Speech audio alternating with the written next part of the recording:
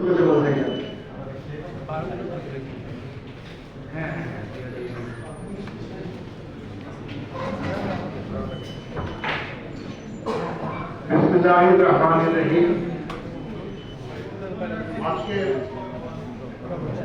অত্যন্ত আকর্ষণীয় একটি আলোচনা সভা এবং আমাদের দেশে রাজনৈতিক সভা সমিতির মধ্যে কিছুটা ব্যতিক্রমধর্মী একটি অনুষ্ঠান আছে।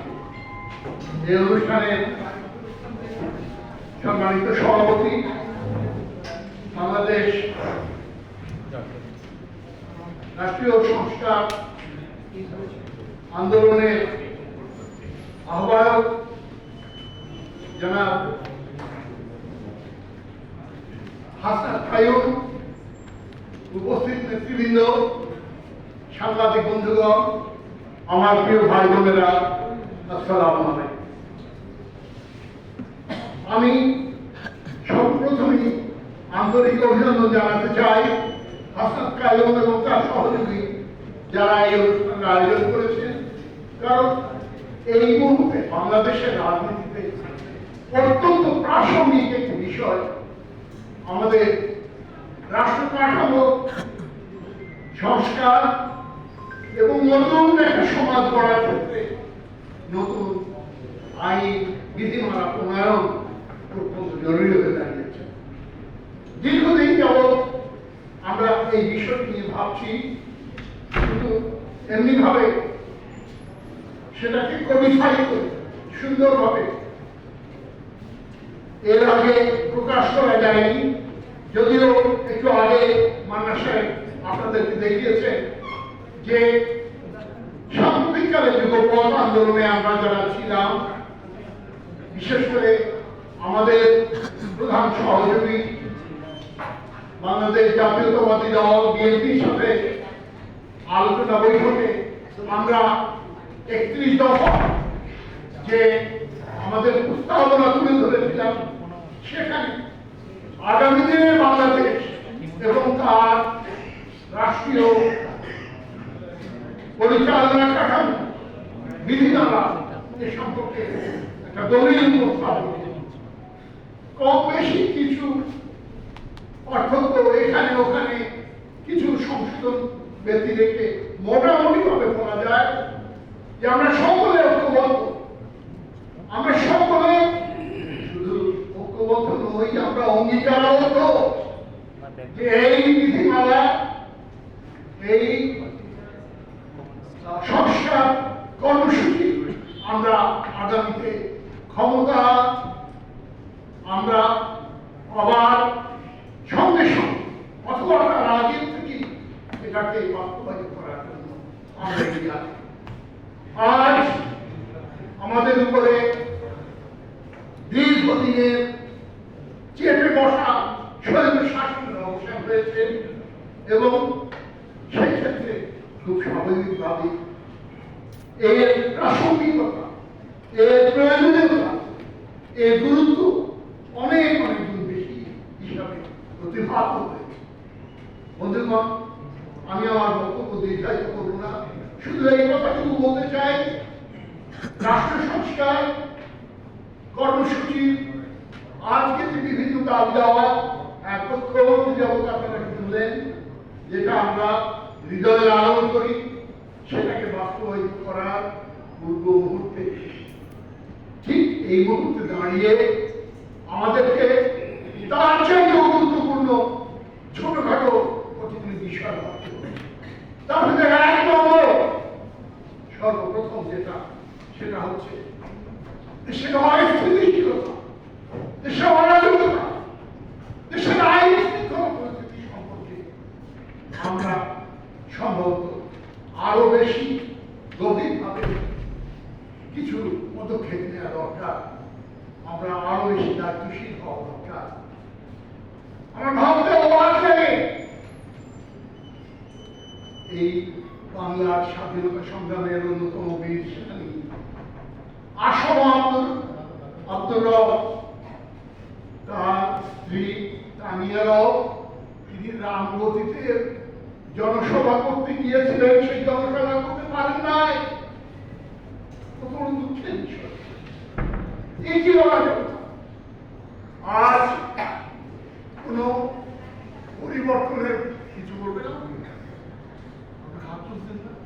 না না আজকে এটা এর থেকে দুঃখের কিছু হতে পারে না। বন্ধুগণ, আমাদেরকে ভুলে যেতে গেলে চলবে না যে আজ গণতন্ত্র, কথা বলার অধিকার, স্বাধীনতা বহু ত্যাগের বিনিময়ে যেটা আমরা অর্জন করেছি বা করতে চলেছি, সেটাকে প্রতিষ্ঠিত করা, সেটাকে বাস্তবায়িত করা, সার্থক করার জন্য আমাদের অনেক কিছু ত্যাগ করতে হবে। আমি আমার অন্তরের অন্তঃস্থল থেকে প্রাণ ঢালা অভিনন্দন জানাই বিএনপি ভারপ্রাপ্ত চেয়ারম্যান জনাব তারেক রহমান, বিএনপির মহাসচিব জনাব আলমগীর, ফখরুল ইসলাম আলমগীরকে কঠোর ভাষা তারা হুঁশিয়ার দিয়েছে দলীয় শৃঙ্খলা বেড়াজালে আবদ্ধ হয়ে যদি কোনো কর্মী সে যে পর্যায়ে হোক তাকে ক্ষমা করা হবে না। এবং আমি আরো আশ্বস্ত ধীরে ধীরে আত্মের মধ্যে এসে যাচ্ছে, আমাদেরকে আর একটু ধৈর্য ধরতে হবে, কিন্তু সঙ্গে সঙ্গে আরো সজাগ থাকতে হবে এর পুনরাবৃত্তি যেন না হয়। ওই জমি দখল, জল দখল, ভূমিদস্যুতা, বিশেষ করে পরিবহন সেক্টরে যে রূপ দখল করার যে প্রবণতা, ইংরেজিতে একটা কথা আছে, এই অবস্থাটা আমরা আমাদের দেশে হতে দিতে চাই না। তো যাই হোক, আমি আমার কথা আবার ফিরে আসি। আজকে এই রাষ্ট্র সংস্কার আন্দোলনে দুই ভাগে ভাগ করা যায়। এই মুহূর্তে করণীয়, এই মুহূর্তে ইমিডিয়েট ডেঞ্জার, সেইগুলি সম্পর্কে আরো বেশি করে সতর্ক করতে হবে। মাত্র এক মাস হয় নাই, এর মধ্যে 3-4 কাউন্টার কু আমরা দেখলাম, জুডিশিয়ারি কু আমরা দেখলাম হাইকোর্টের থেকে, সেটাকে পরিদর্শন করে দিয়েছে আমাদের বীর ছাত্র সমাজ, আমাদের বৈষম্য বিরোধী ছাত্র আন্দোলনের নেতৃবৃন্দ, তাদেরকে অভিনন্দন। তারপরে কয়েকটা দিন যেতে রাজনীতি, সেদিন এই গত 3 দিন আগে আনসার বিদ্রোহ, এবং এই আনসার কিন্তু সত্যিকার অর্থে আনসারের রেগুলার ফোর্স নয়, এই কথা আমরা সবাই জানি। যাদেরকে নতুন পোশাক পরিয়ে সেদিন ছেড়ে দেওয়া হয়েছিল, তারা প্রকৃতপক্ষে গুন্ডা। এই কাউন্টার গ্রুপ, এই কাউন্টার অফেন্সিভ, এটাকেও মোকাবেলা করেছে আমাদের বৈষম্য বিরোধী ছাত্র আন্দোলনের বীর নেতৃবৃন্দ ভাইরা। আবার বিদ্যুৎ নিয়ে ষড়যন্ত্র, আল্লাহর অশেষ রহমত, সেটাও ফেল করেছে। এখানে শেষ নয়, আরো কিছু ঘটনার জন্য আমাদের অন্তত আগামী 2-3 মাস প্রস্তুত থাকতে হবে। তাই আমি বলতে চাই, রাষ্ট্র সংস্কার, মৌলিক পরিবর্তন, নির্বাচন, এই সমস্ত বিষয়গুলি নিয়ে আর মাত্র কিছুদিন পরে আমরা মনোনিবেশ করব। এই মুহূর্তে উপযুক্ত সময় আসেনি। তবুও আজকে যারা উদ্যোক্তা রাষ্ট্র সংস্কার সম্পর্কিত এই সেমিনারে দাঁড়িয়ে আমি বলতে চাই, আমরা আগামীতে জনগণের ভোটে নির্বাচিত হয়ে যারাই রাষ্ট্র ক্ষমতায় যাবেন,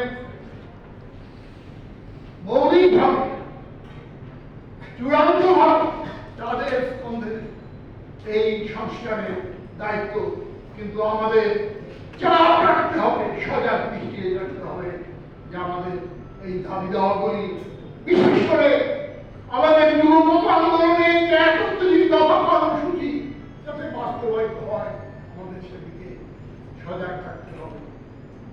আমি কিছুক্ষণ আগে গভীর মনোযোগের সঙ্গে একজন বক্তার বক্তব্য খেয়াল করছিলাম তিনি হচ্ছেন ডক্টর স্বপন রামনাথ। তিনি বলছিলেন আগামী যে নির্বাচনের পরে পার্লামেন্ট, সেই পার্লামেন্ট শুধু পার্লামেন্ট নয়, কনস্টিটিউয়েন্ট অ্যাসেম্বলি একই সাথে এই দ্বৈত ভূমিকা পালন করতে পারে। এটা যদি একটা আদর্শ ব্যবস্থা হতে পারত, সেখানে আমি নিশ্চিত না সেখানে আইনগত বিধিগত সমস্যা রয়েছে। একটা দেশের কনস্টিটিউশন অ্যাপ্রোভেটেড হয় না, এই কনস্টিটিউশন বাতিল ঘোষিত হয় না। কাজে হোয়াট উই ক্যান ডু, কনস্টিটিউশনের অ্যামেন্ডমেন্ট, কনস্টিটিউয়েন্ট অ্যাসেম্বলি মানে নতুন কনস্টিটিউশন করা, সেটা আমরা করতে পারি, আমরা মনে হয় পারি। এবং ওই অ্যামেন্ডমেন্ট করতে গেলে সেখানে 2/3 মেজরিটি নিয়ে যারাই আসো, বা যদি এককভাবে 2/3 মেজরিটি নাও হয়, উভয় পক্ষ মিলে এই সংশোধনী আমাদের সংবিধানের মধ্যে সংযোজিত করার কাজটুকু আমাদের করতে হবে। কাজেই পার্লামেন্ট কাম কনস্টিটিউয়েন্ট অ্যাসেম্বলি এই প্রক্রিয়াটা যারা ভালো সংবিধান বিশারদ তারা আরো সুন্দর করে অ্যানালাইজ করে পর্যালোচনা করে বিচার বিশ্লেষণ করে এটা কার্যকরিতা এবং সম্ভাব্যতা যাচাই করে বলতে পারবেন। কিন্তু আমাদের মূল কথা 31 দফা যে দাবিনামা আমরা পেশ করেছি সেটাকে বাস্তবায়িত করতে হবে, যে ফর্মে, যে পদ্ধতিতে, যেভাবেই হোক সেটা আমাদের করতে হবে। বন্ধুগণ, আমার বক্তব্য প্রায় শেষ করে ফেলেছি। আর একটা কথা একজন বক্তা উত্থাপন করেছিলেন যে টিআইবি, ট্রান্সপারেন্সি ইন্টারন্যাশনাল বাংলাদেশের পক্ষ থেকে গতকালকে অবশ্যই বলা হয়েছে যে কতগুলি চমৎকার সুন্দর সুন্দর কতগুলি প্রস্তাবনা আমার মনে হয় খুবই যুক্তিসঙ্গত, বিশেষ করে ক্ষমতার সীমাবদ্ধতা, জুতো পাঠ, চণ্ডী পাঠ থেকে জুতো সেলাই পর্যন্ত সমস্ত কাজ একজনে করবেন, এটা কোনো ব্যবস্থা হতে পারে না। বস্তুত পক্ষে এই বাংলার মাটিতে, এই পূর্ব পাকিস্তানে একদিন যখন প্রথম বিরোধী দলের জন্ম হয়েছিল মুসলিম লীগের বিরুদ্ধে, তখনকার পাকিস্তান আওয়ামী মুসলিম লীগ মজলুম জননেতা মৌলানা ভাসানীর নেতৃত্বে শেখ মুজিবুর রহমান যার সাধারণ সম্পাদক ছিলেন, সেই কালেও আমরা দেখেছি ওই সংগঠনের যে কনস্টিটিউশন নীতিমালার মধ্যে ছিল একই ব্যক্তি মন্ত্রিসভায় থাকবে এবং পার্টির উল্লেখযোগ্য দায়িত্ব থাকবে, এটা হতে পারে না। এবং শেখ মুজিবুর রহমান সাহেব মন্ত্রিত্ব ত্যাগ করে আওয়ামী লীগের সাধারণ সম্পাদকের দায়িত্ব গ্রহণ করেছিলেন, তিনি সেটা বেছে নিয়েছিলেন, সেটা আমরা ভুলে যাই নাই।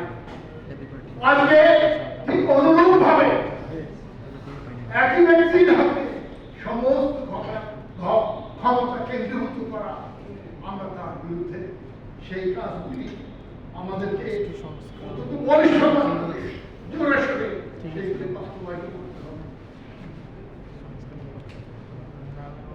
শেষ আমার পয়েন্ট যেটা, সেটা হচ্ছে বর্তমান যে অন্তর্বর্তীকালীন সরকারের যারা কর্মকর্তা, তারা যথেষ্ট বুদ্ধি, বিবেচনা এবং সংগ্রামের পরিচয় দিয়ে অগ্রসর হচ্ছে, তাদেরকে ধন্যবাদ জানাই। কিন্তু সেই সাথে একই নিঃশ্বাসে আমি এই কথাটি উচ্চারণ করতে চাই, সামরিক বাহিনী আমাদের যে ভাইয়েরা যারা এবারকার এই পরিবর্তনে যুগান্তকারী ভূমিকা পালন করেছেন তাদেরকে আরো সংযত হতে হবে, তাদেরকে আরো বিবেচনাশীল হতে হবে। জেনারেল ওয়াকারুজ্জামান সাহেব, আপনার কোনো থাকা পড়ে নাই যে করাপ্ট বিজনেসম্যান তাদেরকে প্রশ্রয় দেওয়ার জন্য তাদেরকে নিয়ে আপনি ছবি তুলবেন। মাত্র কয়েক মাস আগে ওই টুপিপাড়া সেই যে ব্যবসায়ী যিনি সমস্ত ব্যাংকের টাকা বিভিন্ন জায়গায় বিভিন্ন মুজিব পরিবারের বিভিন্ন ফাংশনে দান করছেন ব্যাংকের পক্ষ থেকে, 8 বছর যাবৎ একতরফাভাবে ব্যাংকিং পরিষদের চেয়ারম্যান সেই টুপিপাড়া ব্যক্তি তিনি বলেছিলেন এই মুহূর্তে দরকার শেখ হাসিনার সরকার। আবার এখন দেখলাম 3 দিন আগে টেলিভিশনে তিনি এসে আপনার শত্রু ছায়া আপনার পাশে এসে দাঁড়িয়েছেন। বন্ধুগণ, আজকে